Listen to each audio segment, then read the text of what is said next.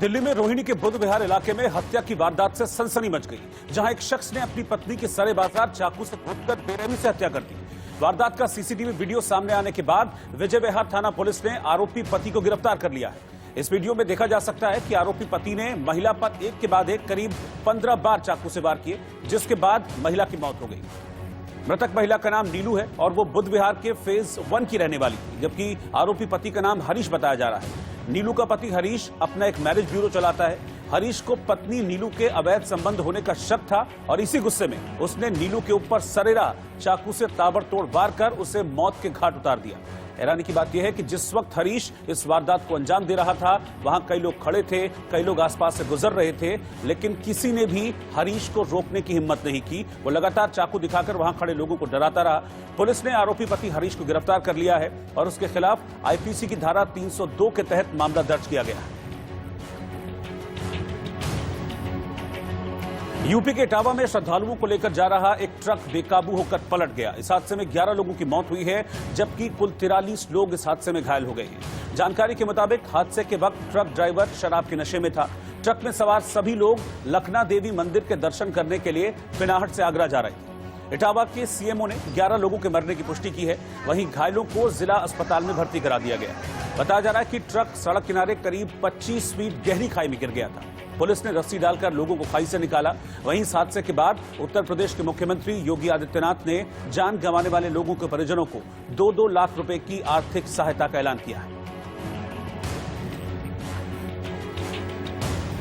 बंगाल के कूच बिहार के सीतलकुची में हुई हिंसा के दौरान 4 लोगों की मौत हो गई और 4 लोग घायल हो गए हैं। आरोप है कि वोटिंग करवा रहे सुरक्षा बलों की फायरिंग में इन लोगों को गोली लगी। फिलहाल तनाव को देखते हुए मौके पर भारी फोर्स तैनात की गई है। लेकिन इससे पहले सीतलाकुची में फायरिंग की नौबत तब आई जब मतदान वाले इलाके का चक्कर लगाते हुए सुरक्षा बलों पर उपद्रवियों की ओर से हमला किया गया, जिसके बाद सुरक्षा बलों की ओर से किए गए कई राउंड फायर में 4 लोगों की जान चली गई। इस फायरिंग के बाद जिन परिवारों के लोग मारे गए उनका रो रो कर बुरा हाल है,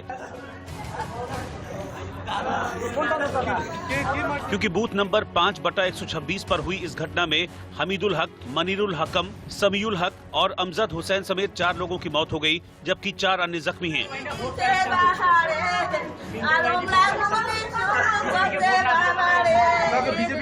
मातम के दौरान मारे गए लोगों के परिजनों ने दावा किया कि बीजेपी को वोट न देने पर सुरक्षा बलों की ओर से फायरिंग की गई, जिसमें उनके अपनों की मौत हो गई।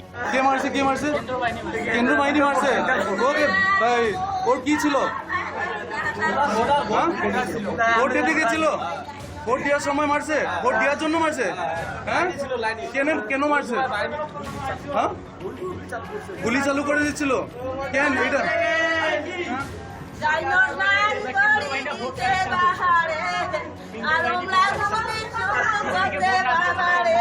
बीजेपी के वोट ना दिले কি বলছে? बीजेपी के वोट ना दिले गुली करছে।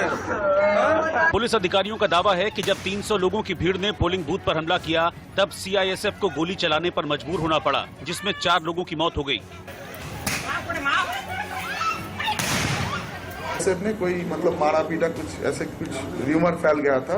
वो गांव से आके 300-350 आदमी उसके ऊपर अटैक किए थे।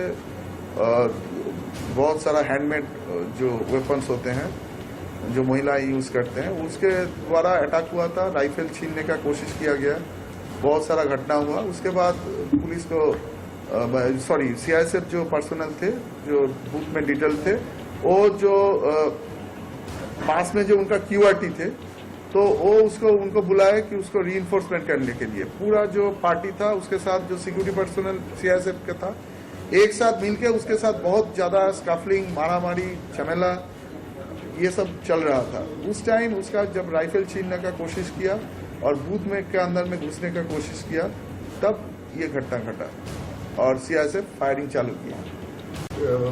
कितना लोगों का मौत हुआ? अभी तक 4 लोगों का मौत का खबर। हालांकि अब इस पूरी घटना पर चुनाव आयोग ने रिपोर्ट मांगी है, तो वहीं बीजेपी और टीएमसी आमने सामने हैं और जमकर सियासत हो रही है।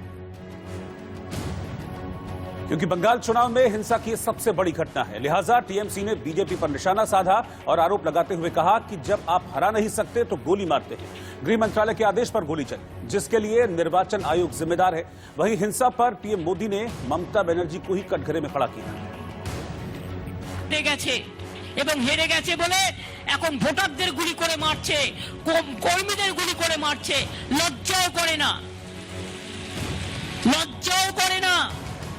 আমি তবু মানুষকে বলবো শান্ত থেকে আপনারা ভোট নির্বিঘ্নে পালন করুন, কেউ কোনো অশান্তির মধ্যে যাবেন না।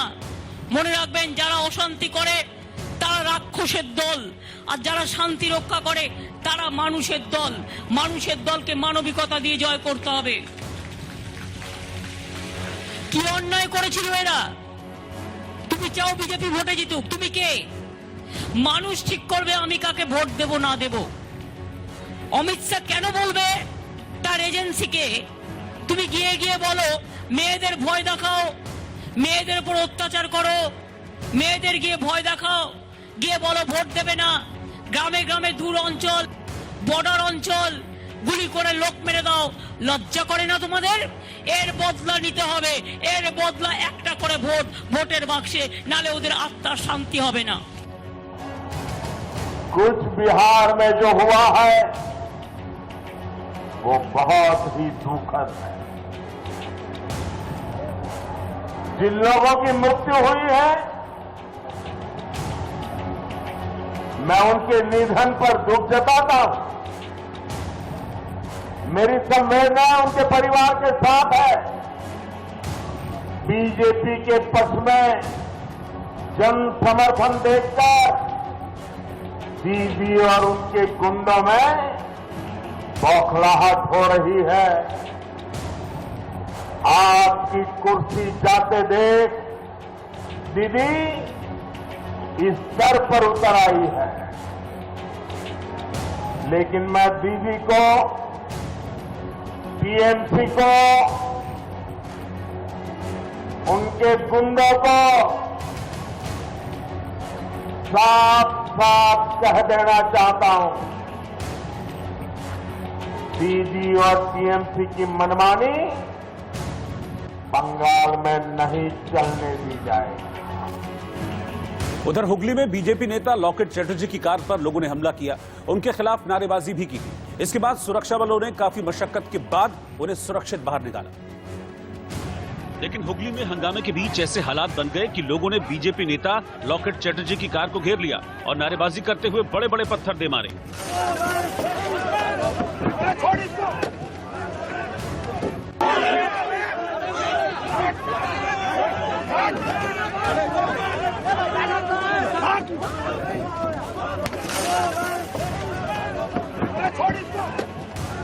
इस हमले में बीजेपी उम्मीदवार लॉकेट चैटर्जी की कार के शीशे टूट गए। इस दौरान लॉकेट चैटर्जी के खिलाफ नारेबाजी भी की गई।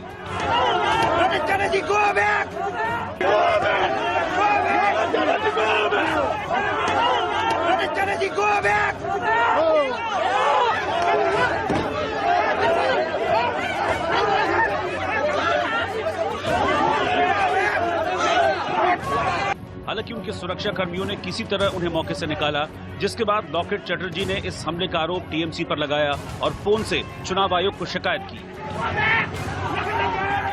हेलो सर, मेरा गाड़ी तोड़ दिया है। 66 नंबर बूथ माइनॉरिटी पूरा छापा कर रहा था, मैंने जाके पूरा हाथों में पकड़ लिया है। उसके बाद पूरा टीम लेके जो मीडिया को गाड़ी से उतरकर मीडिया को मारधर किया। अभी हमारा बहुत सारा लोग उधर में है, लेकिन सीआरपीएफ का जो फोर्स है अभी पर्याप्त नहीं है। अब उसको भेजिए, क्योंकि बहुत सारा मीडिया का लोग भी उधर अंदर में है, अभी अटक गया है। और मेरे गाड़ी में तोड़फोड़ कर दिया, मुझे भी लगा है ग्लास में। हाँ, तुरंत भेजिए, तुरंत भेजिए, तुरंत भेजिए। मैं सामने हूँ, बहुत सारा मीडिया वाला लोग के ऊपर भी बहुत मारा है ये लोग। फोन पर शिकायत के बाद लॉकेट चैटर्जी ने दावा किया कि बूथ के अंदर एक महिला अवैध रूप से थी, जिसको लेकर सवाल उठाने पर लोग हमला करने लगे, जिसमें चुनाव को कवर कर रहे मीडिया कर्मियों की गाड़ियों को भी निशाना बनाया गया।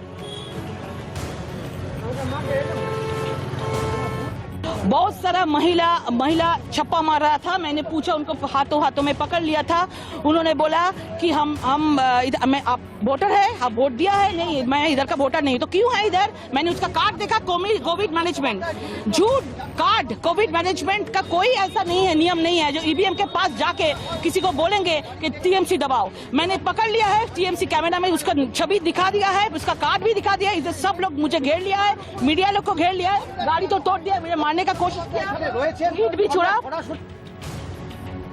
लॉकेट चटर्जी के अलावा बेहाला पूर्व से बीजेपी प्रत्याशी पायल सरकार के काफिले पर भी हमला हुआ है। उनकी गाड़ी में तोड़फोड़ की गई है, जिसका आरोप टीएमसी कार्यकर्ताओं पर लगाया गया, क्योंकि दावा किया गया कि महानगर के हरिदेवपुर हॉस्पिटल मोड़ पर बाइक सवार 2 लोग अचानक आए और बेहाला पूर्व से बीजेपी प्रत्याशी पायल सरकार की कार पर हमला कर फरार हो गए, जिसके बाद उनकी कार का शीशा चकनाचूर हो गया और मौके पर अफरा तफरी मच गई। আগে আপনি এসেছিলেন, সাধারণ বাসিন্দারাও আপনাকে জানাচ্ছিলেন ভয়ের কথা। এক্স্যাক্টলি, তো এটা খুব আনএক্সপেক্টেড হলো। যেটা হলো আমি বুঝতে পারিনি এরকম কিছু একটা হবে, এবং এখানকার মানুষ অলরেডি খুব ভয় পেয়ে রয়েছেন। তারা ভাবছিলেন যে সঙ্গে ইলেকশন কমিশনে জানাবেন ভাবছি। হ্যাঁ, ডেফিনেটলি জানাবো এটা। অর্থাৎ পায়েল সরকার তিনি জানাচ্ছেন যে ইলেকশন কমিশনে জানাবেন তার এই কথা। আমার সঙ্গে আমি পেছনে বুঝতে পারিনি, আমি দেখতেও পাইনি। खैर, पायल गाड़ी में सामने वाली सीट पर बैठी थी, लेकिन हमला गाड़ी के पीछे से हुआ। बहरहाल पायल सेफ हैं और उनको किसी तरह की चोट नहीं आई है। लेकिन सवाल ये है कि बंगाल चुनाव में हिंसा की घटनाएं आखिरकार रुक क्यों नहीं रही और कैसे कोई भी आकर हमला कर फरार हो जा रहा है।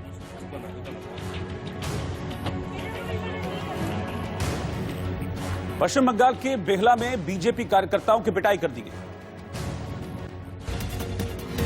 पश्चिम बंगाल में बेहला के रामजीवनपुर में बीजेपी समर्थक की पिटाई की गई। बीजेपी ने टीएमसी कार्यकर्ताओं पर हमले का आरोप लगाया है। पश्चिम बंगाल में सोनारपुर में साई हाट में एक विवाद में टीएमसी कार्यकर्ताओं ने जमकर हंगामा किया। इसके बाद सुरक्षा बलों ने बल प्रयोग कर सभी को मौके से हटा दिया।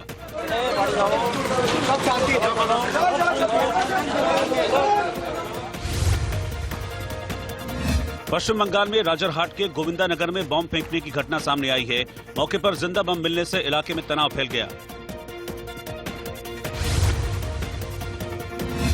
बीसीसीआई अध्यक्ष सौरव गांगुली ने अपनी पत्नी और दादा के साथ कोलकाता में मतदान किया। गांगुली ने सभी से अपने मताधिकार का इस्तेमाल करने की अपील भी की।